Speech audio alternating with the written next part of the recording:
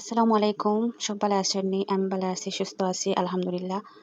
আর যে জায়গা থেকে আমার ভিডিও দেখায় সকলে ভিডিও শুরুতে একটা লাইক দিও। আর নতুন হইলে চ্যানেলের সাথে কানেক্ট থাকিও। তো আজকে আমি অনেকদিন পরে আমি যাইরাম আমার বাপর বাড়ি। তো যাওয়ার কোনো প্ল্যান আছিল না। যাওয়ার কথা আছিল আমার হাজবেন্ডে আমার ফুরিয়ে লইয়া যাইতে আসলা ফাখানিত আর একটা ইফতারের দাওয়াতও আছে। তো মোটরসাইকেলে যাইতা বাক্কা ফত এর লাগি হইয়ার আমিও লগে যাই কি আর রইতাম না আগামীকালকে আইমু।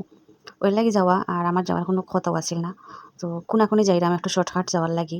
আর হো যে বিয়া খাইয়া ইসলাম আমার ভাইয়ের বিয়া খাইয়া ইসলাম আর যাওয়া হয়েছে না, প্রায় 2 মাস হয়ে যায় এখন। আর 2 মাসের ভিতরেও আমার অনেকবার ইচ্ছা হয়েছে যাওয়ার লাগি। তো যাইতাম পারছি না, কারণ আমার বাড়িতেও একটা বিয়ার অনুষ্ঠান আছিল, এর লাগিয়া বিভিন্ন রকম প্রবলেমের কারণে যাইতাম পারছি না। তো আজকে রমজানও ইচ্ছা করেন না, কিন্তু আমার জানে টানের যাওয়ার লাগি। আর এই যে রাস্তা মুখা যাইরাম একটা হলো কোনাকুনি আগর মানুষ সবাই দিয়ে হাঁটি হাঁটি যাইতা গিয়া কোনো রকম গাড়ি ঘোড়া চলতা না, যখন গাড়ি ঘোড়া আসিল না খুব বেশি। তো যাওয়ার সময় রাস্তার দিও মুখা বাড়ি আছে আর জমিনের একবারেই সমান সমতল জায়গা বা রাস্তাও আবার জমিনও।